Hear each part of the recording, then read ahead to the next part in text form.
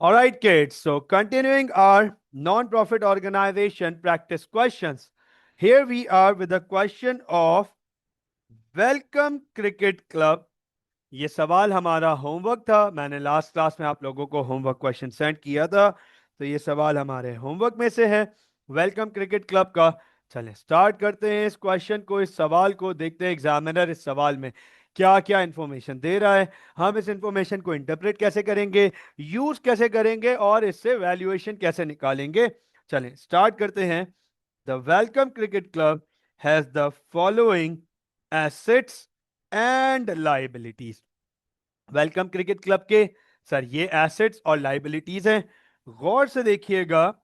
अरे भैया, 1 मई 2010 यहां है और 30 अप्रैल 2011 यहां है।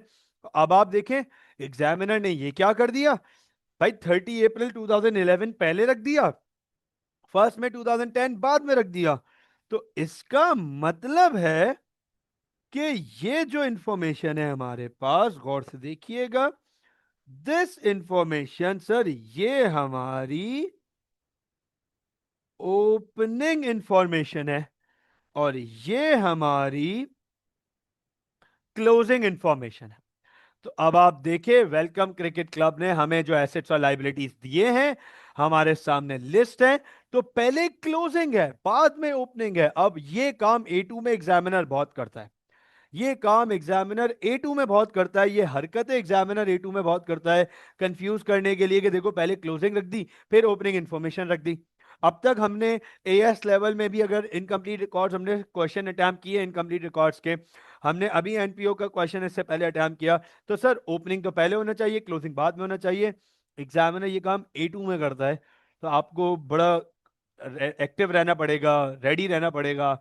You have to be very much there, present of mind होना चाहिए। और दूसरा ये भी मैं आपको बता दूं कि आप सोच रहे हो कि सर ये कोई बहुत बड़ी चीज तो नहीं है, ये बहुत बड़ी चीज है बेटा।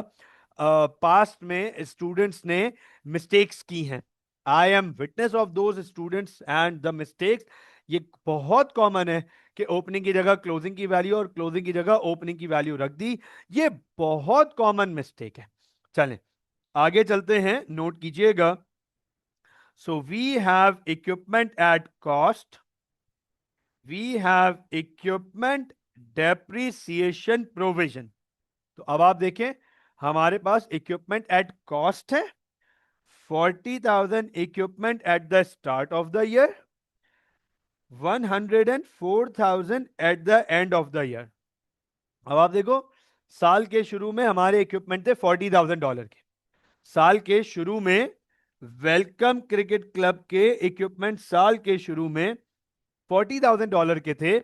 ये साल के एंड में, ये साल के एंड में 104,000 के हो गए, 1,04,000 के हो गए। इसका मतलब एक बात नजर आ रही है कि सर इक्विपमेंट की वैल्यू बढ़ी है। अब इक्विपमेंट की वैल्यू दो ही वजह से बढ़ सकती है, या तो इक्विपमेंट रीवैल्यू हो गए हो, रीवैल्यूएशन हो सकता है, या सर इक्विपमेंट खरीदे हैं, नए इक्विपमेंट खरीदे हैं। अब ये with the passage of time जैसे जैसे हम क्वेश्चन पढ़ते जाएंगे हमें इस चीज की क्लैरिटी आएगी कि एक्चुअल में हुआ क्या जिसकी वजह से ये वैल्यू बढ़ गई। इक्विपमेंट की डेप्रिसिएशन थी 4,000, साल के एंड में ये हो गए 14,400। तो अब ये भी देखना पड़ेगा कि भाई इक्विपमेंट की डेप्रिसिएशन क्यों बढ़ी है, क्या हुआ है ऐसा। इक्विपमेंट की डेप्रिसिएशन बढ़ी है, इसका मतलब इक्विपमेंट पे डेप्रिसिएशन साल के दौरान डेप्रिसिएशन अप्लाई की गई है। तो सर डेप्रिसिएशन अप्लाई कितनी की गई है, क्या हुआ है, वो with the passage of time जैसे जैसे क्वेश्चन पढ़ते जाएंगे चीजें सामने आती जाएंगी। फिर वेलकम क्रिकेट क्लब है, क्रिकेट क्लब के अंदर एक कैफे है, कैफे की ओपनिंग इन्वेंट्री भी दी है और हमें कैफे की क्लोजिंग इन्वेंट्री भी दी गई है। तो हमें ओपनिंग और क्लोजिंग इन्वेंट्री दोनों के बारे में बता दिया। कैश एट बैंक है, साल के शुरू में बता दिया कि कैश एट बैंक है 12,800 साल के शुरू में, साल के एंड में ये क्वेश्चन मार्क है हमारे पास। मतलब हमें एग्जामिनर चाह रहा है कि हम खुद निकालें कि कैश एट बैंक साल के आखिर में कितना है। सब्सक्रिप्शंस आउटस्टैंडिंग, आउटस्टैंडिंग का मतलब एरियर्स, अक्रूड, मैं यहां पे लिख भी देता हूं, ओइंग, एरियर्स। तो सब्सक्रिप्शन कितनी ओइंग है, कितने एरियर्स हैं, ये रही ओपनिंग वैल्यू, ये रही क्लोजिंग वैल्यू। उसके बाद subscription paid in advance. Subscription paid in advance का मतलब है सब्सक्रिप्शन प्रीपेड। तो साल के शुरू में 5000 है, साल के आखिर में ये 3500 है। तो पता चल गया भाई साल के शुरू में सब्सक्रिप्शन एडवांस 5000 है, साल के एंड में एडवांस सब्सक्रिप्शन 3500 है। Cafe staff wages accrued, cafe का स्टाफ होगा, काम करने वाला, उसकी साल के शुरू में वेजेस अक्रूड थी 500, साल के आखिर में उसकी वेजेस अक्रूड है 4000। फिर लोन फ्रॉम क्रिकेट एसोसिएशन, तो लोन मिला है क्रिकेट एसोसिएशन से। अच्छा, साल के शुरू में कोई लोन नहीं था, साल के आखिर में 20,000 का लोन है। इससे एक ही बात समझ आ रही है, बहुत क्लियर एक बात समझ आ रही है कि साल के दौरान $20,000 का लोन मिला है, क्योंकि साल के शुरू में लोन की वैल्यू है 0 और साल के आखिर में लोन की वैल्यू है 20,000। इसका मतलब है साल के दौरान $20,000 का लोन मिला है। फिर है लोन इंटरेस्ट, साल के शुरू में कोई इंटरेस्ट नहीं था लोन के ऊपर, साल के आखिर में, अच्छा क्वेश्चन मार्क है, साल के शुरू में जब लोन ही नहीं था तो इंटरेस्ट क्या होगा? फैक्ट हो गया ना, फैक्ट हो गया ना। जब साल के शुरू में लोन ही नहीं है तो लोन इंटरेस्ट भी नहीं होगा, लेकिन साल के आखिर में लोन है, इंटरेस्ट नहीं पता अभी हमें, तो आगे पता चलेगा। अब इसके लिए जाहिर सी बात है इंटरेस्ट रेट ढूंढना पड़ेगा, तो इंटरेस्ट रेट यकीनन दिया हुआ होगा, आगे देखेंगे इंफॉर्मेशन होगी इसकी। चलें आगे चलते हैं। The receipts and payments for the year ended 30 April 2011 are, अब हमें रिसीट्स एंड पेमेंट दे रहे हैं, अब हमें रिसीट्स एंड पेमेंट दे रहे हैं साल के दौरान कि ये रिसीट्स और ये पेमेंट्स। अच्छा, आसान अल्फाजों में, आसान अल्फाजों में, क्या मैं रिसीट्स को, क्या मैं रिसीट्स को कैश इनफ्लो बोल सकता हूं? पैसे का आना, बताएं गाइस, क्या मैं रिसीट्स को कैश इनफ्लो बोल सकता हूं? Is it right? क्या मैं रिसीट्स को कैश इनफ्लो बोल सकता हूं, पैसे का आना? बिल्कुल ठीक है।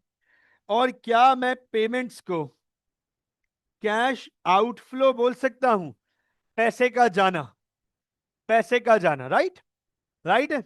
अब आप देखो, अब हम ये देखेंगे, अब हमें ये देखना है, हमें ये पढ़ना है कि पैसे आ क्यों रहे हैं और पैसे जा क्यों रहे हैं, क्यों कैश इनफ्लो हो रहा है और क्यों कैश आउटफ्लो हो रहा है, ये आइडेंटिफाई करना है। This is the most important part. चलें फोकस कीजिएगा, स्टार्ट कीजिएगा, अंडरस्टैंड कीजिएगा। कैफे रेवेन्यू, ओके, ये क्रिकेट क्लब है, क्रिकेट का क्लब है, इसके साइड में एक कैफे मौजूद है और उस कैफे में सेल्स हुई है $90,000 की, मतलब $90,000 क्लब में आए हैं, पैसे आए हैं, सेल्स हुई है।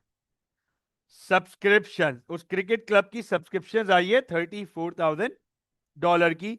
खैर ये तो बहुत बहुत कॉमन है, कहीं पे भी, ये पाकिस्तान कराची का क्लब होगा, यहाँ खाने पीने का ही माल बिकेगा, खाने पीने की चीजें चलेंगी, कैफे की सब्सक्रिप्शन से ज्यादा, ओ क्लब की सब्सक्रिप्शन से ज्यादा खाने पीने का सामान बिक रहा है। हाँ, और वो भी क्रिकेट क्लब में। अब आप सोचो,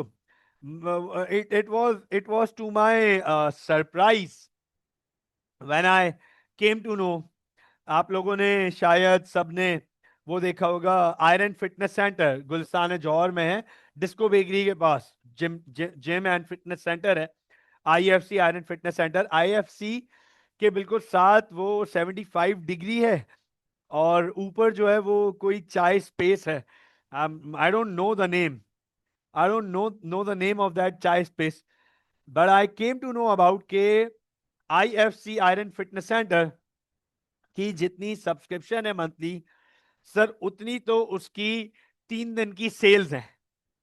ओ किसकी? कैफे की। उतनी तो कैफे वाले की 3 दिन की सेल्स है जितनी आईएफसी की पूरे महीने की फिटनेस की सब्सक्रिप्शन है। कैफे शेफे, मुझे मुझे मुझे बिल्कुल आइडिया नहीं है, बहरहाल अगर आप कह रहे हैं कैफे शेफे तो वही होगा। तो भाई कराची वाले जो है ना खाने पीने के शौकीन है, ये कहीं भी खाने पीने पहुंच जाएंगे। जब इमेजिन फिटनेस सेंटर में खा रहे बैठ के, मतलब कैसे लोग हैं यार, फिटनेस सेंटर में खाने पहुंचे हुए हैं यार, मतलब कहाँ जा रहे हैं? मैं जिम जा रहा हूँ, क्यों खाना हो यार, ये जिम जा रहा है यार, कि पता चला जिम जा रहा है खाना खाने के लिए राइट, ओके। तो अब सब्सक्रिप्शन है 34,000। उसके बाद ये रहा लोन फ्रॉम क्रिकेट एसोसिएशन। ये देखो, ये मैंने आप लोगों को पहले ही बता दिया कि जब साल के शुरू में लोन है ही नहीं और साल के आखिर में लिखा हुआ है $20,000, तो इसका मतलब साल के दौरान $20,000 का लोन मिला है। इसका मतलब साल के दौरान $20,000 का लोन रिसीव हुआ है। ये इनफ्लो में है, रिसीट्स में। फिर डोनेशंस हैं, $450 की डोनेशंस हैं। और टिकट सेल्स हैं 14,560। कुछ क्रिकेट मैचेस वैचेस हुए होंगे, उसकी टिकट बेची होंगी इन्होंने 14,560। अब अगर मैं इन सब को एडअप कर दूं, अब अगर मैं इन सब को एडअप कर दूं, तो भैया मुझे रिसीट्स मिल जाएंगी 90,000 प्लस 34,000 प्लस 20,000 प्लस 560, नहीं 450, सॉरी, प्लस 450 प्लस 14,560। तो अब आप नोट करें, जो इनफ्लो हुआ है वो हुआ है 159,010। अच्छा, आप लोग भी बराए मेहरबानी कैलकुलेटर्स अपने सामने रखिएगा, कैलकुलेशंस कीजिएगा, मुझे हेल्प कीजिएगा। I would absolutely love to to see the comments and in the chats कि सर ये वैल्यू है, ये वैल्यू है, वैल्यूएशन आप बताएंगे, मुझे अच्छा लगेगा। 159,010 का रिसीट हुआ है इस क्लब का। अब जरा आउटफ्लोस देख लेते हैं।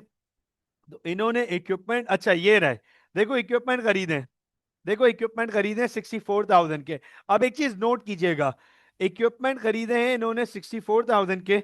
ओके उमर, अभी क्रॉस चेक कर लेते हैं बेटा। अब एक चीज यहां गौर से देखिएगा, इक्विपमेंट खरीदे 64,000 के, मेरे सामने एक चीज वैलिडेट हो गई है, मेरे सामने एक चीज वैलिडेट हो गई है। ये बताओ साल के शुरू में इक्विपमेंट कितने के थे? बताओ साल के शुरू में इक्विपमेंट कितने के थे? सर साल के शुरू में इक्विपमेंट थे 40,000 के, साल के शुरू में इक्विपमेंट थे 40,000 के। और साल के आखिर में ये कितने हो गए? साल के आखिर में ये हो गए 1,04,000 के, राइट। साल के आखिर में ये हो गए सर 104,000 के। सर इसका मतलब है, नोट कीजिएगा, इसका मतलब है 64,000 की जो डिफरेंस आ रहा है, ये जो 64,000 का डिफरेंस आ रहा है, ये देखो ये वैलिडेट हो रहा है, ये देखो ये वैलिडेट हो रहा है यहां पर। ये रहा, बता दिया, कंफर्म हो गया कि $64,000 के इक्विपमेंट खरीदे गए। मैं आप लोगों को एक चीज और बता दूं, यहां से एक हिडन इंफॉर्मेशन और भी क्लियर हो गई।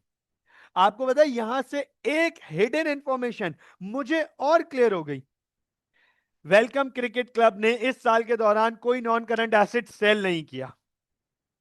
वेलकम क्रिकेट क्लब ने इस साल के दौरान कोई नॉन करंट एसेट सेल नहीं किया। नहीं नहीं, डेप्रिसिएशन की तो बात नीचे हो रही है।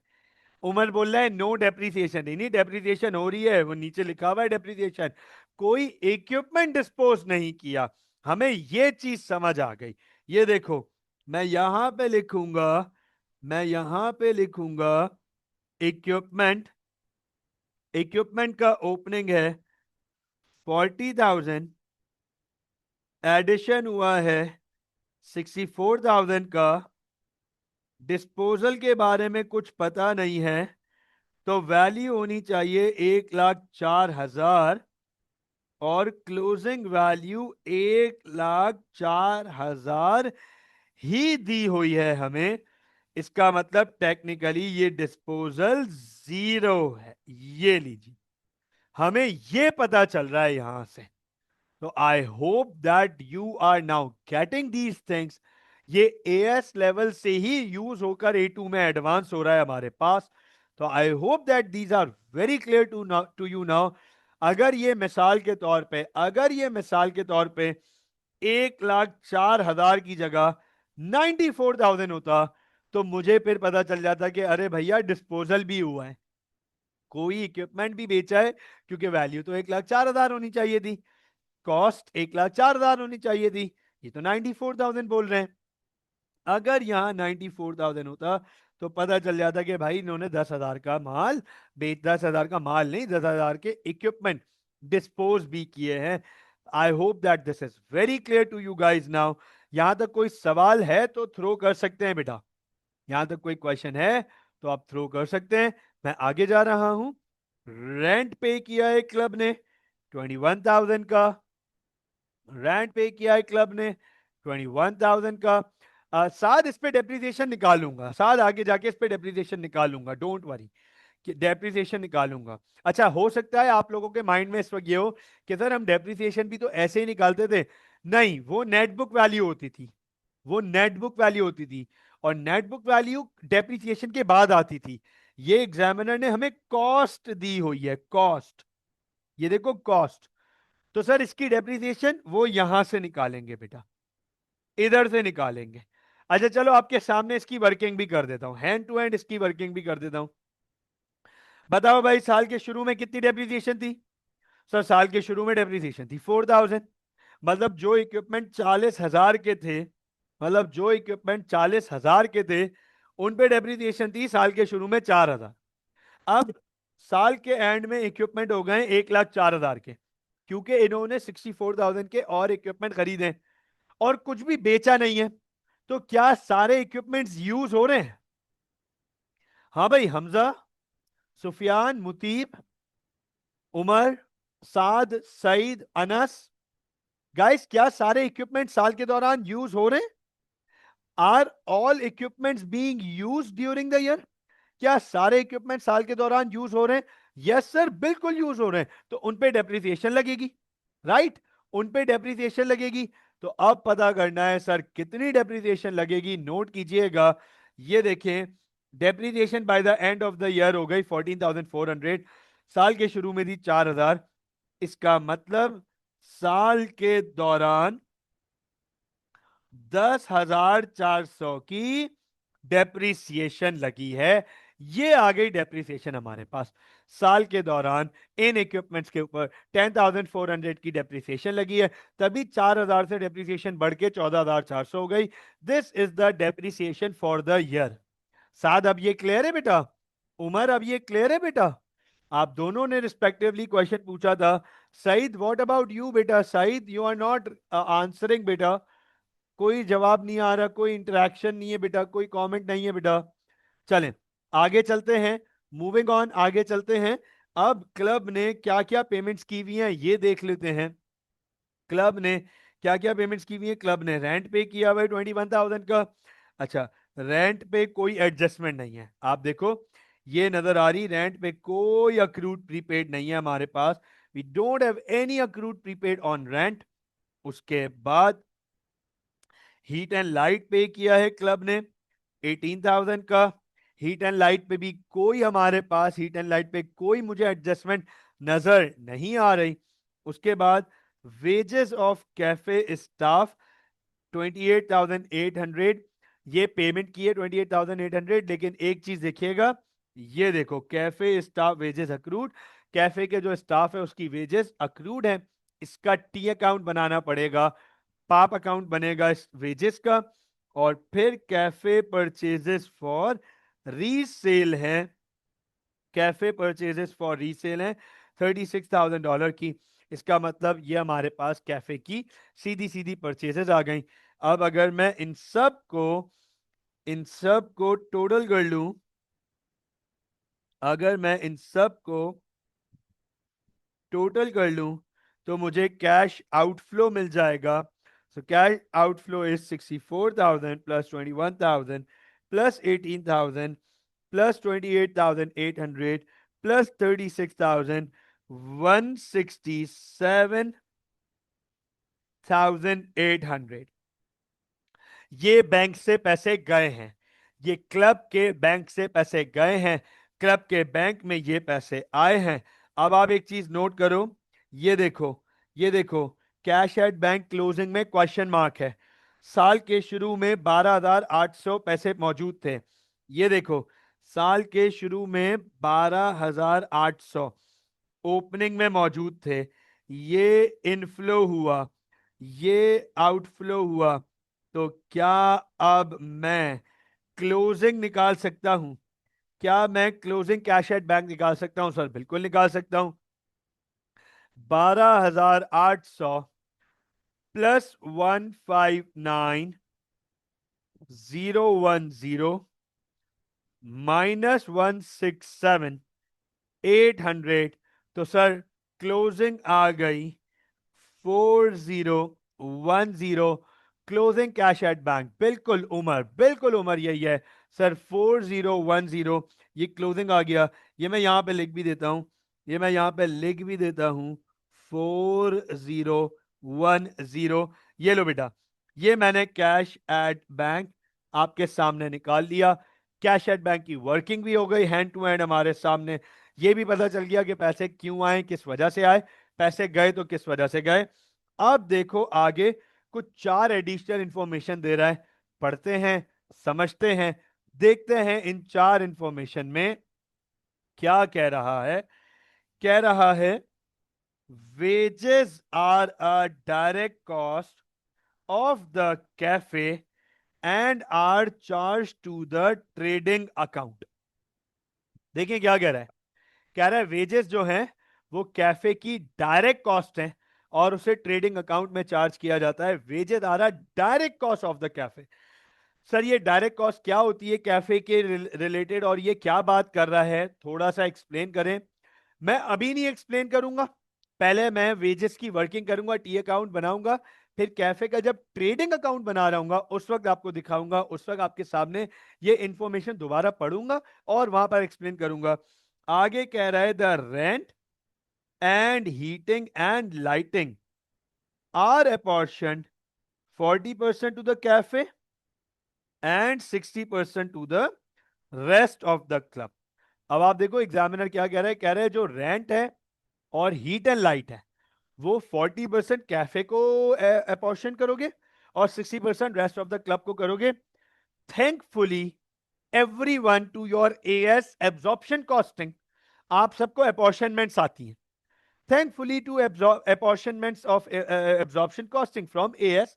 आप लोगों को पता है यार 40% उठा के कैफे को डालना है और 60% बाकी क्लब को।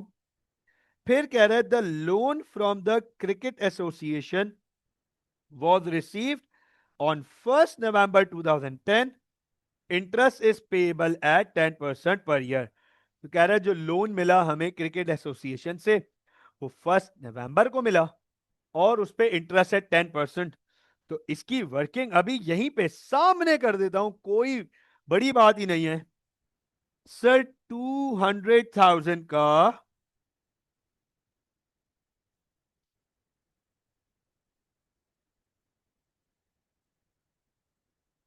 जस्ट अ मिनट,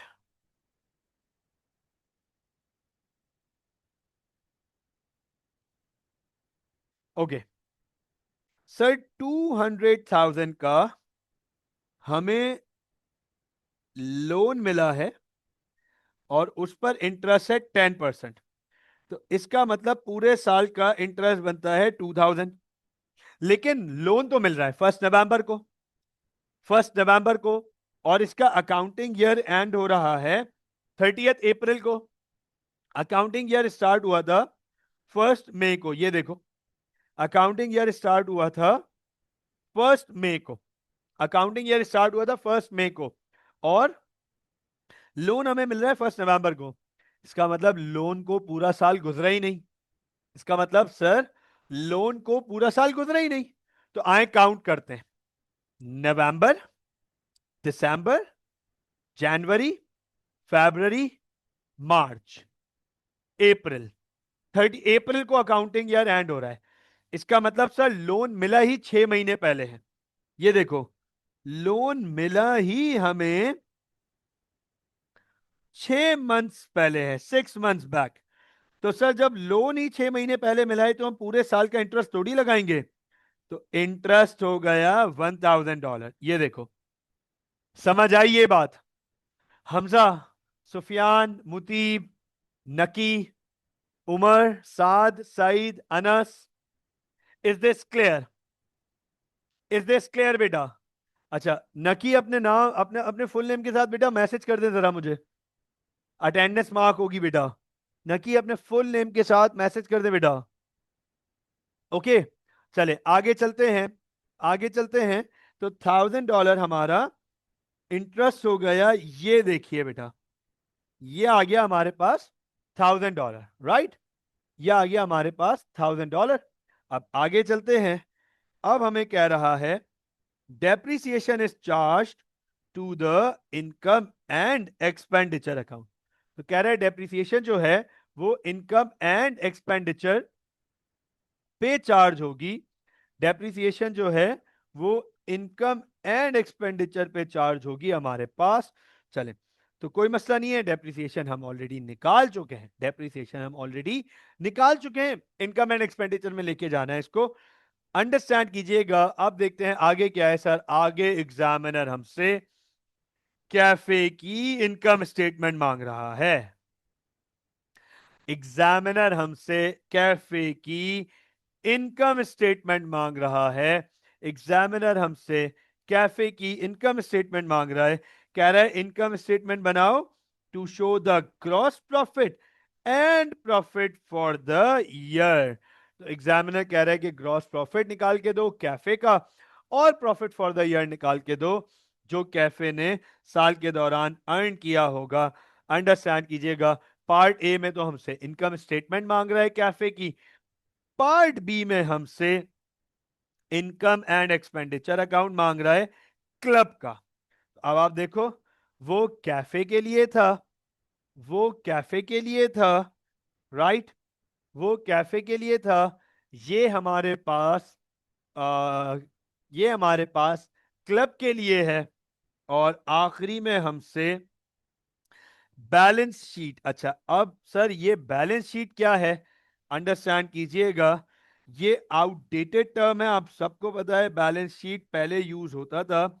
क्योंकि ये सवाल 2011 में से है और बहुत वैलिड क्वेश्चन है तो हम करते हैं। अगर ये मॉडर्न डे क्वेश्चन होता तो इसकी जगह लिखा हुआ होता SOFP। ये लीजिए बेटा, ये लीजिए।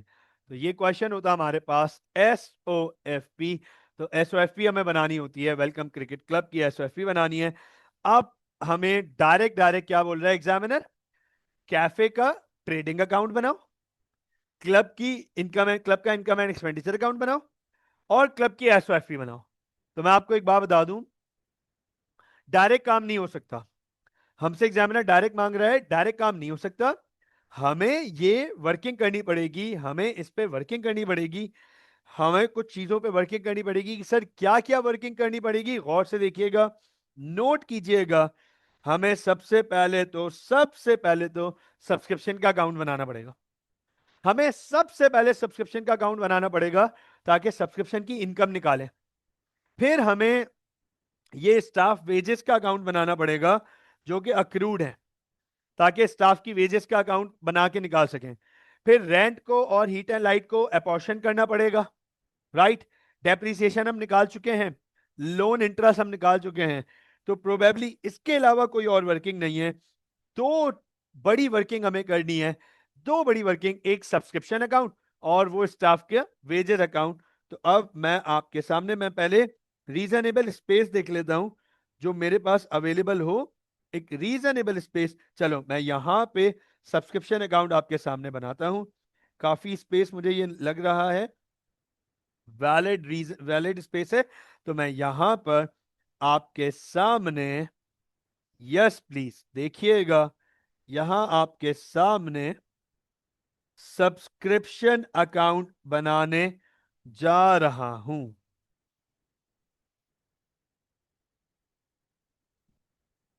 Subscription account, okay. मैं आपके सामने यहां सब्सक्रिप्शन अकाउंट बनाने जा रहा हूं।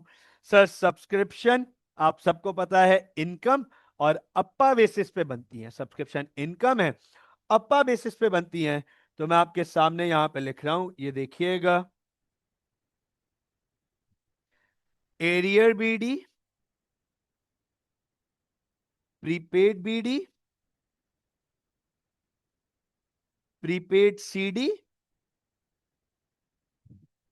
Arrear CD, subscription account.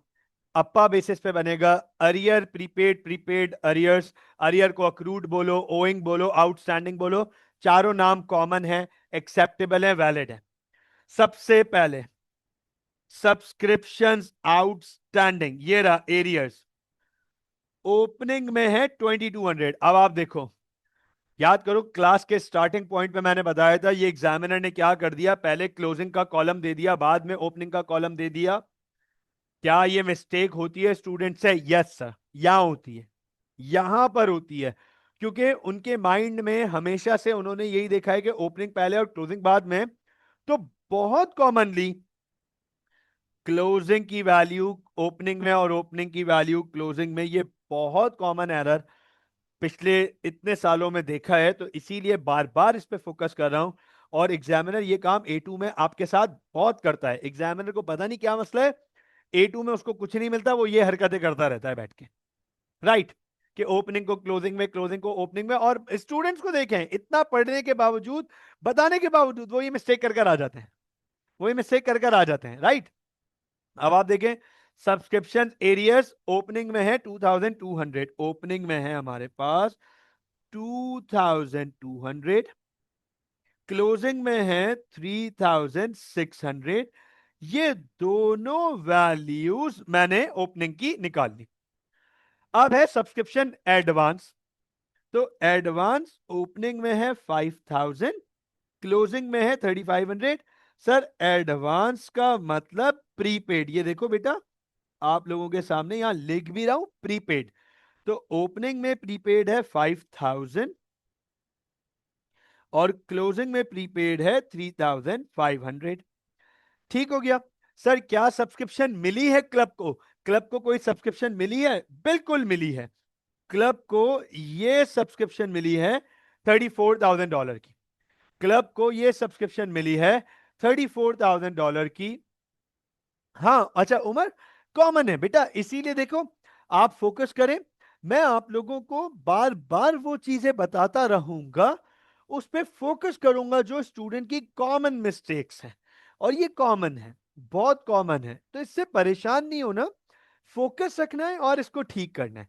ठीक है, चलो। सब्सक्रिप्शन मिली है $34,000 की। सवाल ये आ जाता है कि सर सब्सक्रिप्शन अगर मिली है, रिसीव हो रही है, तो डबल एंट्री क्या है? तो डबल एंट्री है bank debit, subscription account credit. तो सब्सक्रिप्शन अकाउंट को क्रेडिट करूंगा 34,000, रेफरेंस लिखूंगा रिसीट एंड पेमेंट अकाउंट। एक काम कीजिए, एक काम कीजिए, जरा इस फॉर्मेट को इससे टैली करके देख लो एक दफा, क्या ये फॉर्मेट आपका टैली हो रहा है? ये लो, सब्सक्रिप्शन अकाउंट आपके सामने आ गया, क्या ये फॉर्मेट टैली हो रहा है? Arrear BD, prepaid BD, prepaid CD, arrear CD, और ये रही रिसीट एंड पेमेंट की वैल्यू। ये लो, सब्सक्रिप्शन अकाउंट टैली हो रहा है। अब हमें हमें पता है कि sir closing side, credit side हमारी ग्रेटर है, क्रेडिट साइड हमारी ग्रेटर है। 5000 प्लस 34,000 प्लस 3,600, 42,600, 42,600, तो ये हो गया 2,200 प्लस 3,500, 5,700 डेबिट साइड है। जब मैं इसका डिफरेंस लूंगा 42,600 से, तो सर मेरे पास जो वैल्यू आ रही है वो आ रही है 36,900 की। And this will go to income and expenditure account. Subscription account हमने बना लिया, we are done with the subscription account.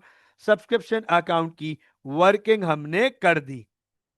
अब आप देखें, अब हमें कैफे स्टाफ वेजेस अक्रूड को एडजस्ट करना है। इसके लिए मुझे स्टाफ वेजेस वेजेस अकाउंट बनाना पड़ेगा। तो मैं वेजेस अकाउंट यहां पे बना लेता हूं, गौर से देखिएगा, मैं वेजेस अकाउंट आपके सामने यहां पर बना लेता हूं, ओवर हेयर, फोकस रखिएगा, यहां पर मैं आपके सामने वेजेस अकाउंट बना लेता हूं। अब सर वेजेस अकाउंट के बारे में हमें यह बताया गया है कि वेजेस साल के शुरू में भी अक्रूड है 500, और वेजेस साल के आखिर में भी अक्रूड है 4,000। तो वेजेस साल के शुरू में भी अक्रूड है, ये रहा वेजेस, पाप बेसिस पे बनेगा accrued BD, accrued BD 500, accrued CD 4,000। ये रही वैल्यूज। ओपनिंग में 500 है अक्रूड, क्लोजिंग में 4,000 है अक्रूड। राइट। अब बताओ साल के दौरान वेजेस कितनी पे की हुई हैं? चलो जल्दी से देख के बताओ, सवाल में देख के बताओ, साल के दौरान वेजेस कितनी पे की हुई हैं? What is the amount of wages that have been paid during the year? साल के दौरान कैफे स्टाफ को वेजेस कितनी पे की हुई हैं? जल्दी से बताएं मुझे। वेरी गुड उमर, बिल्कुल ठीक बेटा, बिल्कुल ठीक। Yes please. बिल्कुल अनस, बिल्कुल ठीक है बेटा। हमजा बिल्कुल ठीक है। What about Saeed, Saad, Naqi, Mutib? Yes please. Very good Saad, बिल्कुल ठीक। नहीं नहीं मुतीब, 90,000 नहीं है। वेजेस वेजेस वेजेस कितनी पे की है मुतीब? क्या हो गया बेटा?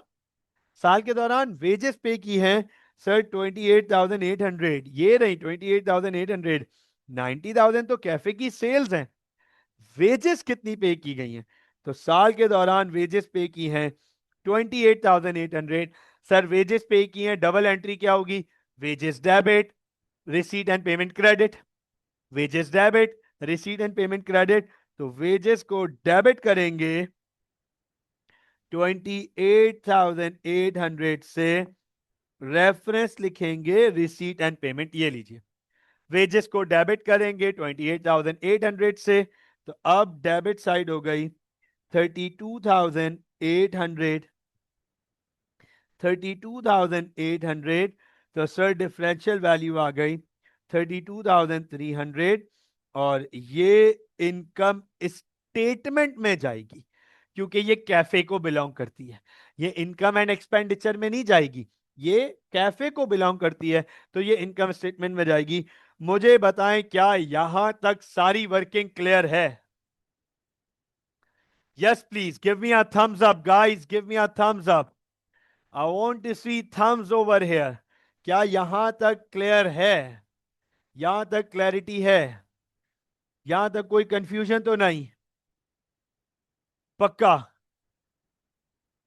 अच्छा सर, क्या वेजेस के अकाउंट में अक्रूड एंड प्रीपेड दोनों आ सकते हैं? बिल्कुल आ सकते हैं।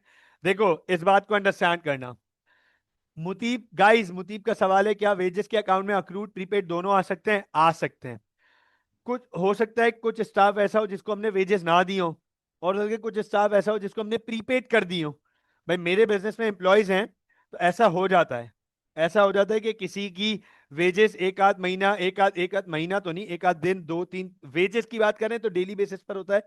सैलरी की बात कर लो तो मंथली होता है। ऐसा होता है कि वेजेस और सैलरी कुछ आगे पीछे हो जाए, कोई एडवांस भी ले जाता है। ये भी होता है कि सर सर प्लीज सर, वो अगले महीने की वेजेस या सैलरी सर एडवांस दे दें, तो कुछ वर्किंग करनी है, कुछ काम है, पॉसिबिलिटी है।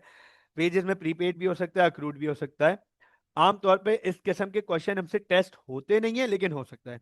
ओके गाइस, अब सारी वर्किंग हम कर चुके हैं। अब हम कैफे की इनकम स्टेटमेंट, क्लब का INE और क्लब की SOFE बनाने जा रहे हैं। फोकस रखिएगा, बहुत ध्यान से अटेंशन दीजिएगा। हम बिल्कुल तीनों चीजें एक साथ अटेम्प्ट करने जा रहे हैं क्योंकि सारी वर्किंग डन हो गई है। All the working have been done. अब हम बनाने जा रहे हैं कैफे की इनकम स्टेटमेंट। नोट कीजिएगा। अच्छा, ये इंफॉर्मेशन अभी भी इस इंफॉर्मेशन पर आना बाकी हूं। आऊंगा 2 मिनट में, इसी पर आऊंगा, कैफे की इनकम स्टेटमेंट पर आऊंगा। चलिए फोकस कीजिएगा। सर कैफे की इनकम स्टेटमेंट बनानी है हमें, तो अब सबसे पहले आ जाती है हमारे पास कैफे की सेल्स। ये रही कैफे की सेल्स, और कोई ट्रेड रिसीवेबल तो है नहीं कैफे का। हमें कहीं नहीं बोला कि कैफे का कोई ट्रेड रिसीवेबल है, तो SLC बनाने की जरूरत नहीं है। यही वैल्यू है सेल्स की, $90,000। ये लीजिए बेटा, $90,000। राइट। इसके बाद लेस कॉस्ट ऑफ सेल्स। तो आप सबको पता है कॉस्ट ऑफ सेल्स में, आप सबको पता है कॉस्ट ऑफ सेल्स में सबसे पहले आता है हमारे पास ओपनिंग इन्वेंट्री। इन्वेंट्री ये रही हमारे पास, कैफे की इन्वेंट्री, और ओपनिंग में ये रहा 6500। देखो अब फिर से कॉमन मिस्टेक, वही कॉमन मिस्टेक जो रिपीट कर रहा हूं मुस्तकिल, यहां पे गलती होती है ओपनिंग में क्लोजिंग और क्लोजिंग में ओपनिंग की इन्वेंट्री लिख दी जाती है जल्दबाजी में, बहुत कॉमन एरर है। ओपनिंग इन्वेंट्री है 6500, तो आपके सामने ओपनिंग इन्वेंट्री लिख रहा हूं यहां पे $6500। ठीक हो गया। ऐड करेंगे परचेजेस, ये देखें, ऐड करेंगे परचेजेस, राइट।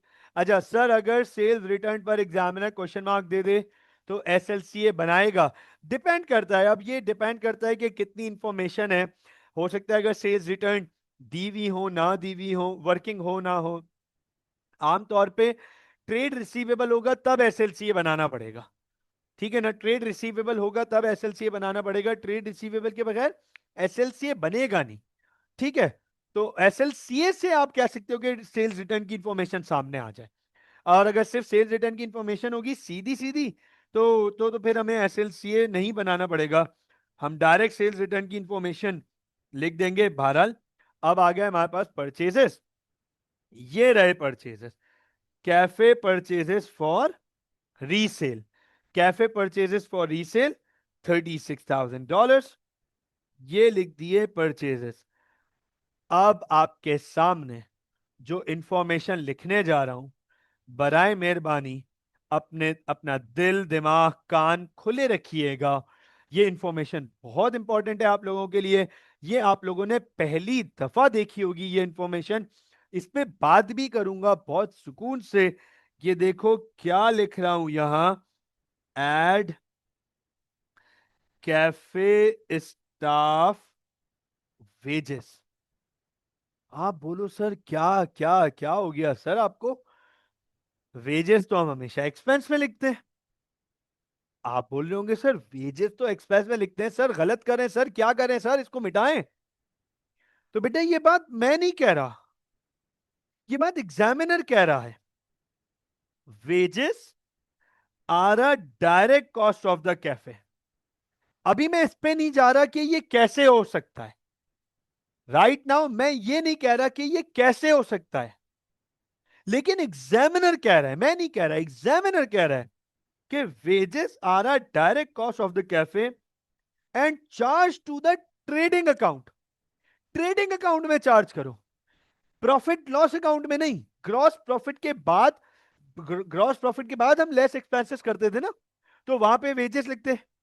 एग्जामिनर कह रहे ट्रेडिंग अकाउंट में चार्ज करो, तो इसका तरीका ये है, ये ये बिल्कुल रेयर केसेस में, या आपको हार्डली आपको दो तीन सवालों में ही ऐसा मिलेगा, आमतौर पर ऐसे सवाल होते नहीं है, लेकिन आ रहा है, अच्छा है, आपकी लर्निंग हो रही है, आपको सीखने को मिल रहा है। वेजेस अकाउंट हमने बनाया था, इनकम स्टेटमेंट की वैल्यू निकाली थी 32,300, ये यहां लिख दिया हमने 32,300। उसके बाद लेस क्लोजिंग इन्वेंट्री, तो कैफे की क्लोजिंग इन्वेंट्री है हमारे पास यहां पर $4,800। तो $4,800 ये हम यहां माइनस करेंगे। अब हमें यहां पे कॉस्ट ऑफ सेल्स मिल जाएंगी, फोकस कीजिएगा, अब हमें यहां पे कॉस्ट ऑफ सेल्स मिल जाएंगी, राइट।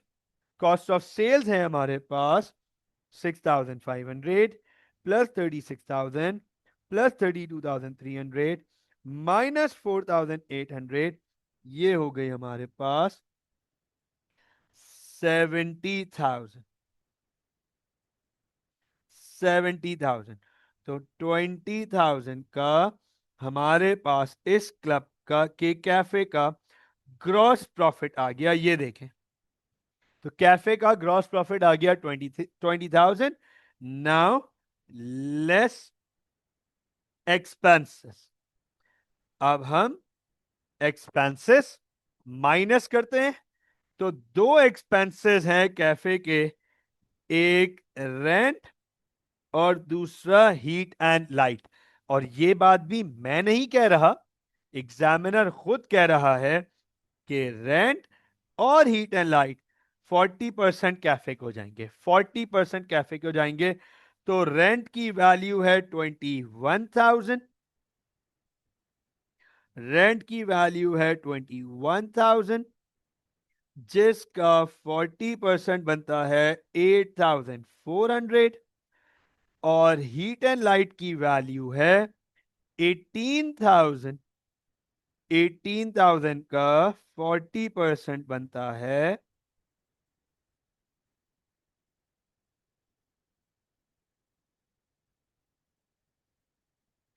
7,200। तो ये हो गया सर 15,600।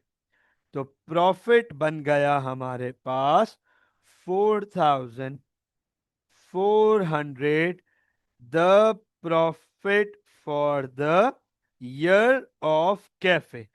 ये देखो, कैफे का प्रॉफिट निकाला है हमने, कैफे का प्रॉफिट। मुझे बताएं गाइस, क्या यहां तक क्लैरिटी है? Yes please, yes please. क्या यहां तक क्लैरिटी है? कोई कंफ्यूजन तो नहीं? कोई प्रॉब्लम नहीं? चले आगे चलते हैं, आगे चलते हैं। अब हमें एग्जामिनर कह रहा है क्लब का इनकम एंड एक्सपेंडिचर बना दो। क्लब का इनकम एंड एक्सपेंडिचर अकाउंट बनाने के लिए कह रहा है। तो चलें क्लब का इनकम एंड एक्सपेंडिचर अकाउंट बना देता हूं। फोकस रखिएगा, क्लब का इनकम एंड एक्सपेंडिचर अकाउंट बनाने जा रहा हूं। तो सबसे पहले क्लब की इनकम लिखूंगा। तो क्लब की इनकम में सबसे पहली इनकम तो है सब्सक्रिप्शन, ठीक है। उसके बाद कैफे का प्रॉफिट, ये देखो कैफे का प्रॉफिट, ठीक है। गौर से देखिएगा, नोट कीजिएगा। ये रिसीट्स में देखो, रेवेन्यू, उसके बाद सब्सक्रिप्शन, लोन इनकम नहीं है, लोन लाइबिलिटी है। लोन इनकम नहीं है, लोन लाइबिलिटी है। अच्छा, मुतीब मुतीब एक बात कह रहे हैं, तो आप सबके सामने पढ़ भी देता हूं और उस पर कॉमेंट भी कर देता हूं। यस सर, क्लियर तो है, लेकिन बहुत ध्यान लगाना पड़ेगा for info and hidden info. Yes, NPO की, क्लब एंड सोसाइटी की ये खूबी है कि ये आपको ऐसा टेस्ट करते हैं, क्योंकि ये सिंगल एंट्री है ना, डबल एंट्री तो हो ही नहीं रही, सिंगल एंट्री बेस पर है सारा। वो ही इनकम्प्लीट रिकॉर्ड्स एएस वाला। और आपने पढ़ा है एएस में इनकम्प्लीट रिकॉर्ड्स पढ़ा है, और आपको पता है यार एएस के इनकम्प्लीट रिकॉर्ड्स लेवल है उस टॉपिक का। टेस्ट करते हैं, आपकी ठीक ठाक बैंड बजाते हैं। तो परेशान होने वाली बात नहीं है बेटा। मैं ये तो हम टेक्निकली दूसरा सवाल कर रहे हैं ना अपने प्रैक्टिस का। हम आगे तीन और सवाल करेंगे, 3 more questions of this NPO. तो आपको बहुत सुकून से एनपीओ का टॉपिक समझ आएगा, फिर आपको और प्रैक्टिस कर, जितनी ज्यादा प्रैक्टिस उतना ज्यादा आसान होता जाएगा। अच्छा, अब जरा एक चीज देखिएगा, प्रॉफिट में ये एडजस्ट हो गया, सब्सक्रिप्शन का अकाउंट यहां बनाया हुआ है हमने। ये तो लोन है। दो और इनकम है, एक है डोनेशन। अब स्टूडेंट बोले सर डोनेशन को आप इनकम क्यों बोल रहे हैं? सर आप डोनेशन को इनकम क्यों बोल रहे हैं? क्योंकि डोनेशन के बारे में हमें यहां सवाल में कुछ भी नहीं बताया हुआ। क्योंकि डोनेशन के बारे में हमें यहां सवाल में कुछ भी नहीं बताया हुआ।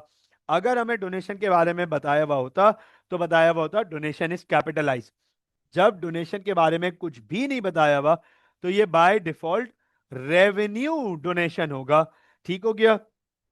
तो डोनेशंस हैं और टिकट सेल्स, टिकट सेल्स ये हमारी इनकम है। नोट कीजिएगा, तो क्लब की सारी इनकम में ये लिख देता हूं, डोनेशंस एंड टिकट सेल्स। अब सब्सक्रिप्शन का अकाउंट बना चुके हैं हम, सब्सक्रिप्शन का अकाउंट बना चुके हैं। 36,900, ये लीजिए इनकम एंड एक्सपेंडिचर की वैल्यू है 36,900। कैफे का प्रॉफिट हम निकाल चुके हैं, ये रहा कैफे का प्रॉफिट 4,400। ठीक है, डोनेशंस की वैल्यू है हमारे पास 450 और टिकट सेल्स हैं 14,560। तो 450 एंड 14,560। सर ये चार इनकम है, ये चारों इनकम हमारे पास हैं, इसके अलावा कोई और इनकम नहीं है। 36,900 plus 4,400 plus 450 plus 14,560. So here we are 56,310। ये क्लब की टोटल इनकम हो गई। अब क्लब के एक्सपेंडिचर्स मेंशन करते हैं। अब क्लब के एक्सपेंडिचर्स मेंशन करते हैं। तो सबसे पहला एक्सपेंडिचर जो मुझे यहां नजर आ रहा है वो है परचेज ऑफ इक्विपमेंट, और इक्विपमेंट के ऊपर डेप्रीसिएशन है। तो डेप्रीसिएशन हमने निकाली थी 10,400। ये देखो डेप्रीसिएशन हमने निकाली थी 10,400। तो मैं यहां पे सीधा सीधा एक्सपेंडिचर्स में जाके लिखूंगा डेप्रीसिएशन, और हमने निकाली थी कि sir depreciation during the year है 10,400। डेप्रीसिएशन ड्यूरिंग द ईयर है 10,400। अच्छा, आप कहोगे सर डेप्रीसिएशन आपने इनकम एंड एक्सपेंडिचर में क्यों लिखी है? ये रहा, depreciation is charge to the income and expenditure account. Depreciation charge करेंगे हम इनकम एंड एक्सपेंडिचर अकाउंट में, हमें पहले बता दिया था। उसके बाद रेंट और हीट एंड लाइट का 60% जाएगा क्लब को, 60% जाएगा क्लब को। तो 21,000 and 18,000 are the respective values. Rent 21,000, heat and light 18,000। Sir इनका 60% क्लब को जाएगा। तो 21,000 का 60% बनता है 12,600, और 18,000 का 60% बनता है 10,800। ये क्लब को ये दोनों एक्सपेंडिचर्स आ गए। इसके बाद क्या क्लब का कोई और एक्सपेंडिचर है सर? ये तो कैफे स्टाफ ना, ये भी नहीं। तो सर इसके अलावा ये रहा interest on loan. Interest on loan 1,000। ये कैफे का, ये कैफे नहीं सॉरी क्लब का एक्सपेंस है। $1,000 क्लब का एक्सपेंस है। तो अब $1,000 पे वर्किंग कर लेता हूं, ऑलरेडी वर्किंग कर चुका हूं। यहां लिख देता हूं $1,000 इंटरेस्ट ऑन लोन। इसके अलावा मुझे कोई और एक्सपेंस नजर नहीं आ रहा। इक्विपमेंट की डेप्रिसिएशन एडजस्ट कर दी मैंने, लोन इंटरेस्ट एडजस्ट कर दिया, रेंट और हीट एंड लाइट ये चारों एक्सपेंसेस मैंने क्लब के एडजस्ट कर दिए। अब इसको टोटल कर लेता हूं। तो 10,400 प्लस 12,600 प्लस 10,800 प्लस 1,000, 34,800 माइनस 56,310। तो सर 21,510 का क्लब को सरप्लस नजर आ रहा है। यस प्लीज बताइएगा, यहां तक क्लैरिटी है? यहां तक क्लैरिटी है? यहां तक कोई कंफ्यूजन तो नहीं? मुझे बस एक्सपेंडिचर्स लिखे हैं बेटा, जितनी देर में आप आए उतनी देर में मैंने सिर्फ एक्सपेंडिचर्स लिखे हैं। कोई भी ऐसी चीज नहीं है जो बहुत प्रॉब्लमैटिक हो, अगर आप रिकॉर्डेड में रिव्यू कर लेंगे आसान है बेटा। चलें, अगर कोई ऐसी चीज एक्सप्लेन वाली होती तो मैं दोबारा जरूर कर देता। अब हमसे आखिरी में कह रहा है कि सर आप एसओएफपी बना दें, हमसे कह रहा है एग्जामिनर एसओएफपी बना दें। चलें एसओएफपी बनाते हैं, फौरन से एसओएफपी बनाते हैं। फोकस कीजिएगा सर। एसओएफपी में सबसे पहले हमारे पास नॉन करंट एसेट्स आएंगे, नॉन करंट एसेट्स, और नॉन करंट एसेट्स में हमारे पास आएंगे वो इक्विपमेंट, राइट। क्लब ने इक्विपमेंट्स, क्लब के पास इक्विपमेंट्स हैं। अब आप देखो एग्जामिनर ने हमें इक्विपमेंट की डायरेक्ट क्लोजिंग वैल्यू दी हुई है, ये रही 1,04,000।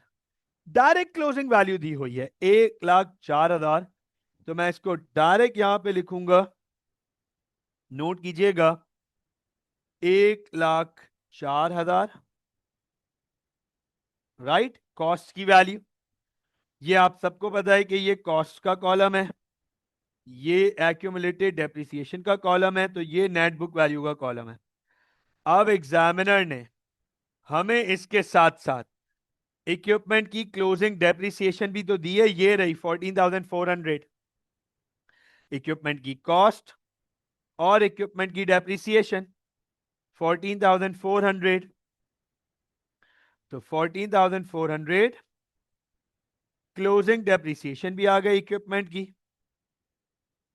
तो अब क्लोजिंग कॉस्ट में से क्लोजिंग एक्यूमुलेटेड डेप्रिसिएशन माइनस करेंगे, 1,04,000 minus 14,400, 89,600 is the net book value. इसके बाद सर क्या कोई और नॉन करंट एसेट है? नहीं, कोई और नॉन करंट एसेट नहीं है। अब करंट एसेट है, तो करंट एसेट में बैंक, सब्सक्रिप्शन एरियर्स और कैफे की इन्वेंट्री।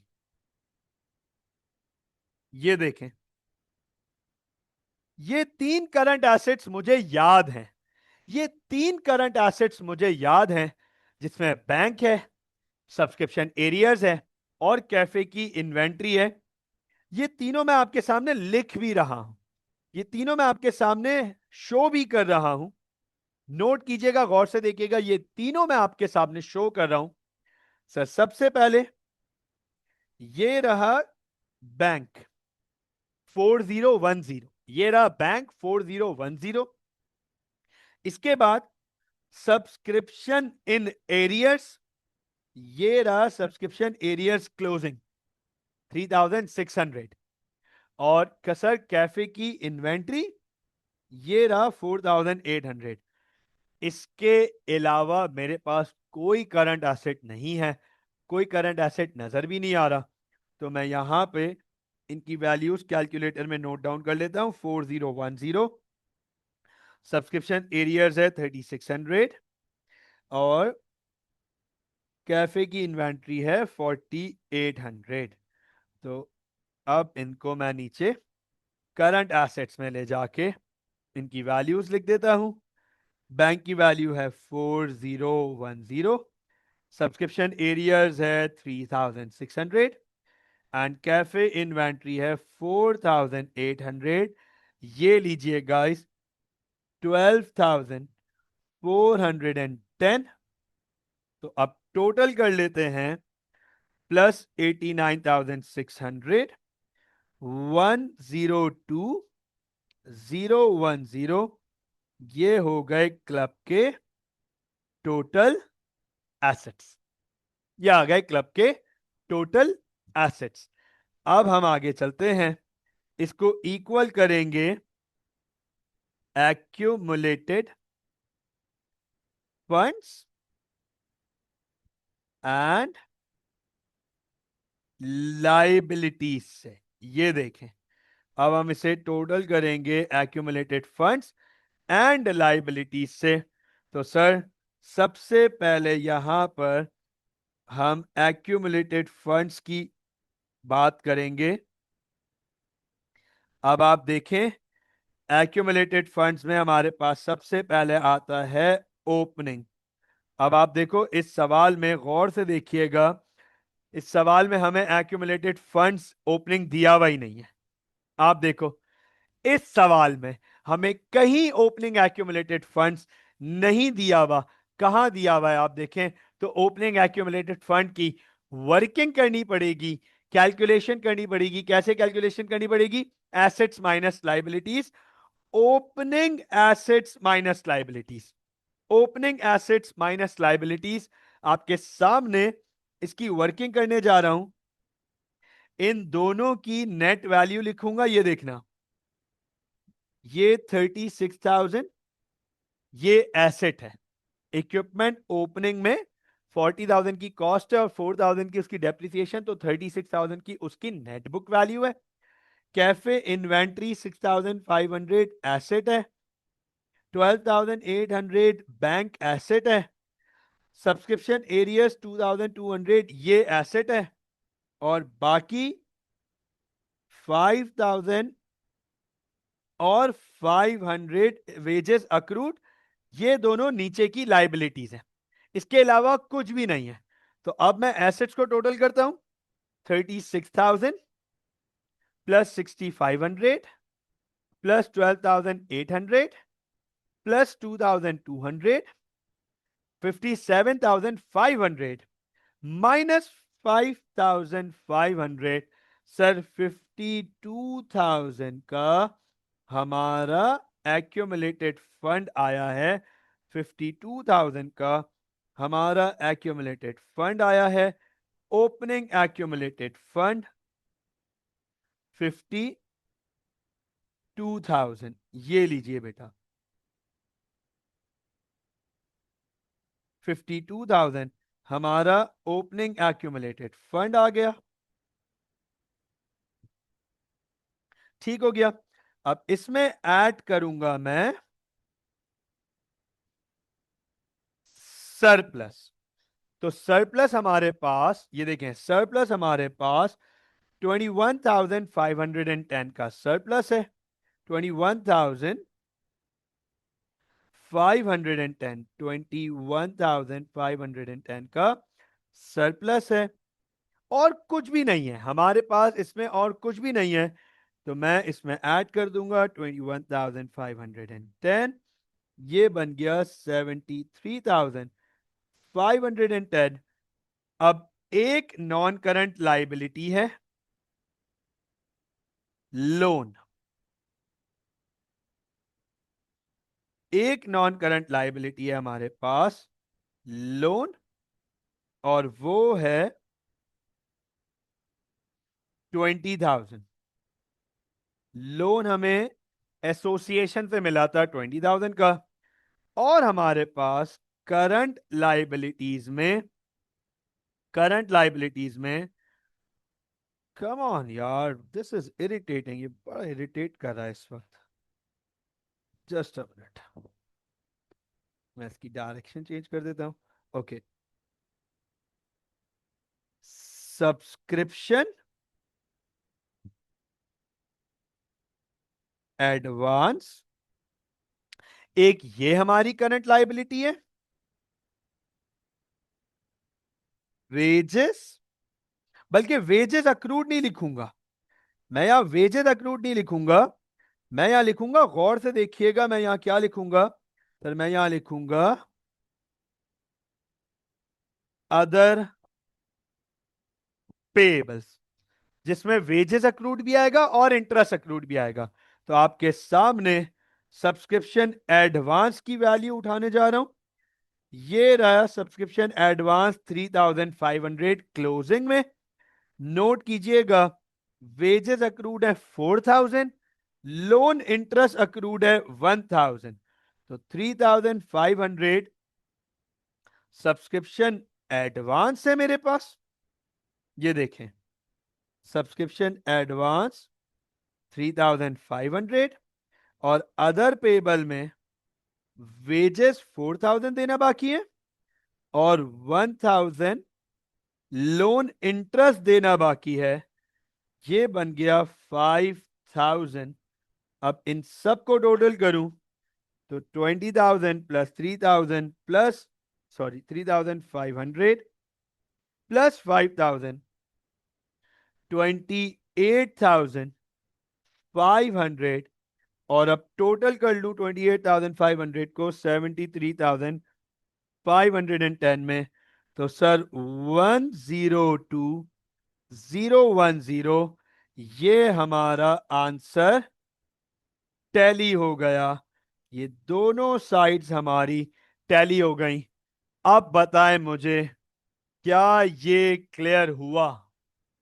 लेंदी क्वेश्चंस होते हैं नॉन प्रॉफिट ऑर्गेनाइजेशन के, 100% लेंदी होते हैं, इसमें कोई दो राय नहीं है, लेकिन इसमें मजा जरूर आता है।